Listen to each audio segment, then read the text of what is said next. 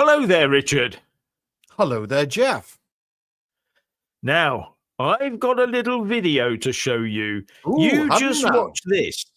Yeah, you just watch this.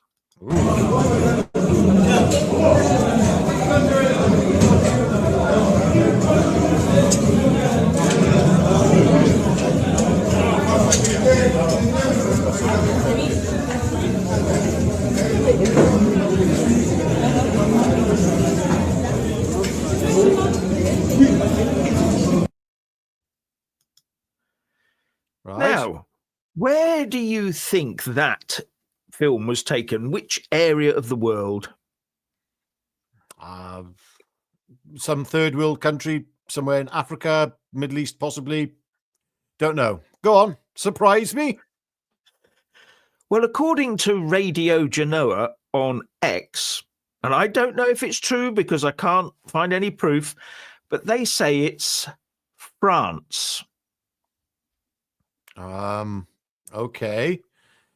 Well, Now, I can't see that being the case, to be honest with you, because if that was that the food regulatory bodies in France would be all over that within a second. If they weren't, of course they would. I mean, if they weren't, they'd have to have a good reason for not going there. I mean, what good reason could they possibly have? If this is France, I can't see that being France. I mean, no. Well, they seem to say quite clearly that it is France. And we all know that they've got in France is part of the European Union, that magnificent body with their big, heavily controlled single market and customs union, with all their food requirements and laws and regulations, to the point that they won't let America sell chlorine cleaned chicken into the EU or their beef with steroids in it. So I cannot see how they would ever let people in the open air without masks and headgear like most people, butchers have and all the rest of it, and with clean things in with steel corrugated iron buildings behind them. I can't see that actually happening. All that raw meat mixed together. I mean, to be honest with you, I couldn't even identify what it was when it was alive. I mean, they've got a single market, haven't they? So you'd think don't their cattle have to be taken through from calving right the way through to death and have certificates and passports and all that? I didn't see much evidence of it there. So you have to wonder what sort of meat it was in the first place, if it is in France in the first place. Oh, hang on. Did you say France? Yeah. Oh, yeah, it could be France. Yeah. Quite easily France. Yeah.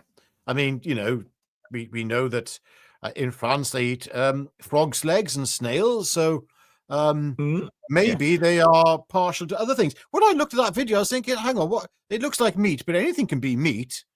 I mean, what could be in there? Donkey, horse? Again, the French is horse, but or who is in that meat? That's another question for you. Who? I mean, we don't know, do we? I mean, if there's no regulation on meat, that meat could be anything. It could be human. It could be pig. It could be sheep, cow.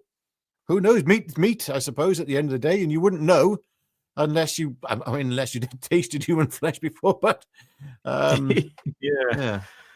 I'm told it tastes like chicken, but I've never everything proved it. tastes like chicken. When there's some unknown meat that man has never tasted before, everyone says, chicken. It's like, I got to say that when I tried frog's legs, it does taste like chicken. It's really quite nice. Yeah. And snails are their own thing. Anything with a bit of garlic butter, Yeah. Yeah, as long as they're not crawling around on the plate, I suppose it's fine, but Well, there are some parts of the world where that's okay as well, where things crawling around on the plate are, fair game. Yeah. Haven't you watched The Lion King? Yes, yeah. Hakuna Matata, and the Jungle Book. Eating the bugs. The ants in the Jungle Book. Yeah, remember those? Yeah. Oh, yes. But I mean, that can't be France, really, though, can it? Surely Western civilization hasn't fallen that low that even the most basic of regulations are not being observed, and that certain parts of the community and get away with stepping outside of the rule of law. That would be awful, that would. We don't see that here, thank goodness, do we? No. Well, we don't see it here, no.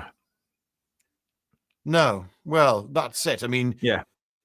we hear things, don't we? I mean, we hear about Yeah, we what did do hear cover? things. What did we cover yesterday? We covered that chap who went on a killing spree, and because the authorities were too frightened to tackle Yeah. him because he was dangerous and he didn't like needles, and yet clearly he had mental health issues. And for some reason, he was not arrested, and so not arrested. He was not controlled and administered Not with the sectioned. medication. Yeah. Yeah, and administered with the medication that he quite clearly needed. Now, Yeah. where was he from, Jeff? Oh, I can't remember. Some East African country, if I remember rightly. Yes, yes. So he steps into the country, clearly with Guinea-Bissau, I think it was called. Yeah. and there were numerous warnings about his potential behaviour, weren't there? So from doctors, Yeah, he didn't just come straight here from there, though. He did travel through a couple of countries to get here with his family when he was very young. So he was mostly brought up here, as I understand it. But there were warnings, and we should heed those warnings. But anyway, but getting back to the point on this, how if that's France, it would seem that there is a parallel society, a developed parallel society doing what they want to do, completely ignoring all health rules relating to food.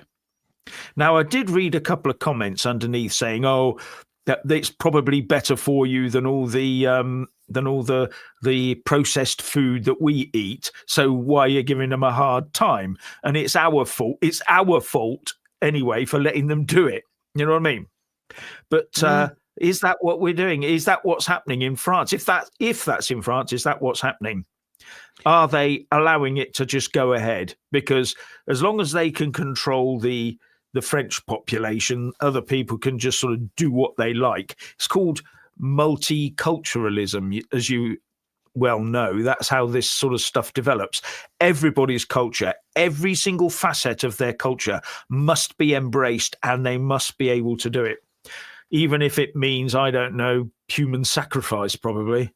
But that is just, I just looked at that and I thought that can't possibly be anywhere in the European Union. But given the way politics is going, given the way that we're handing over, we're just destroying ourselves, who knows? I'd really love to know the actual provenance of that particular video. I'm going to show it to you again so you can just pick up and see how many of the food laws of the European Union you can spot being obeyed.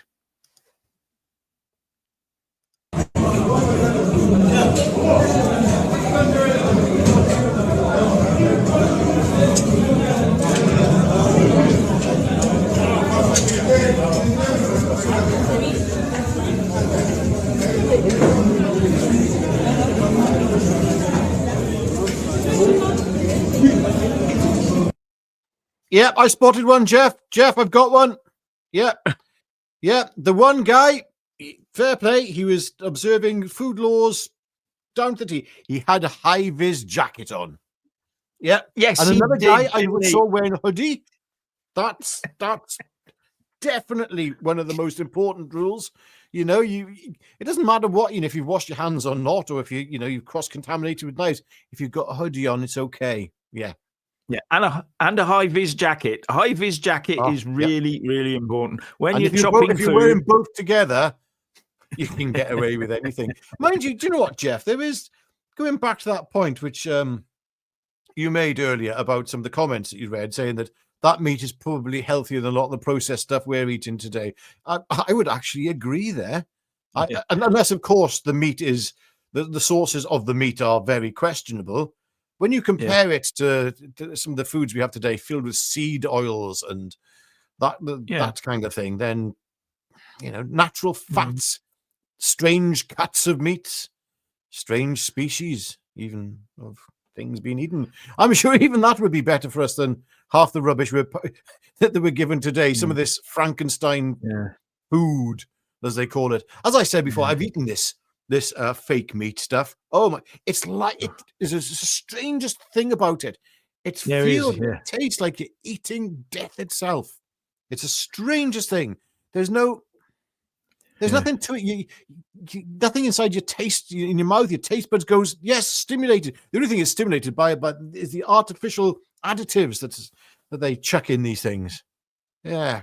Yeah. Well, actually, you've also got to consider of how many fast food outlets, curry houses. Yes. And those things where they stab a huge great skewer through kebabs. Yeah.